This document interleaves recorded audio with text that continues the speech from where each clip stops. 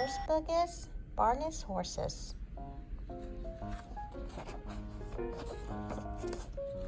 Long ago, horses pulled wagons up and down the streets.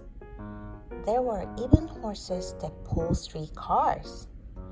Barney the peddler rode down the street with his horse and wagon, shouting, "Apples, onions, potatoes!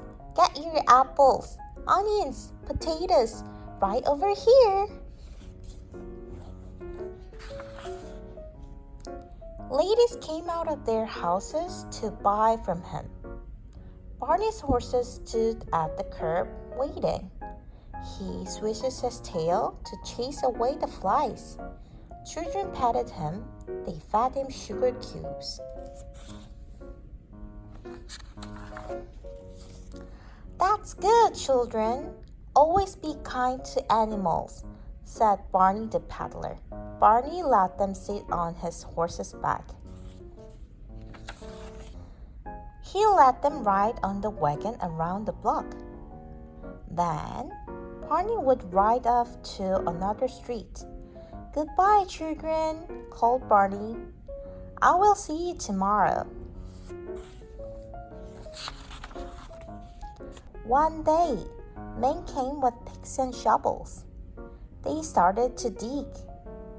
Barney and his horse stopped at the curb and watched. "Soon people will be riding on trains over our heads," said Officer Molden. "A city has to grow," said Barney the peddler, and petted his horse. All day, Barney sold fruits and vegetables all over town. When it got late, people heard clippity-clop, clippity-clop as Barney headed back to the stable. Barney brushes his horse and put the blanket on him. "Good night, sleep tight," said Barney. He went to sleep next to his horse. It was the day the train started running. People climbed the stairs to get on them. Men with push carts stared up at them. Dogs and cats were staring too. Screech, screech went the wheels on the tracks. The train swayed. The ground shook.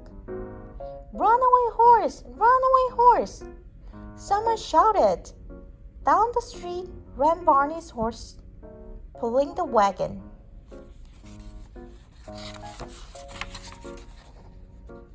"Whoa!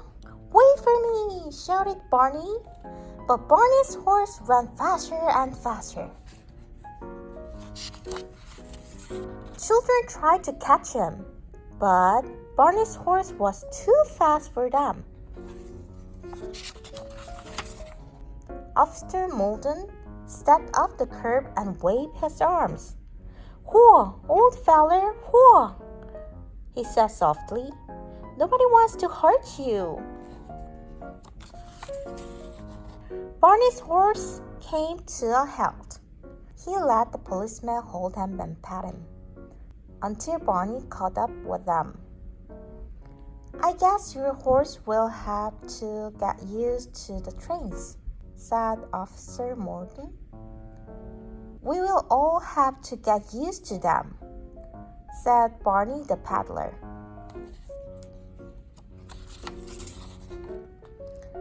Barney patted his horse. He gave him a big juicy apple. Then he got back on the wagon and rode off, shouting, "Apples, onions, potatoes. Get your apples, onions, potatoes right over here." The city grew and grew. More and more trains ran.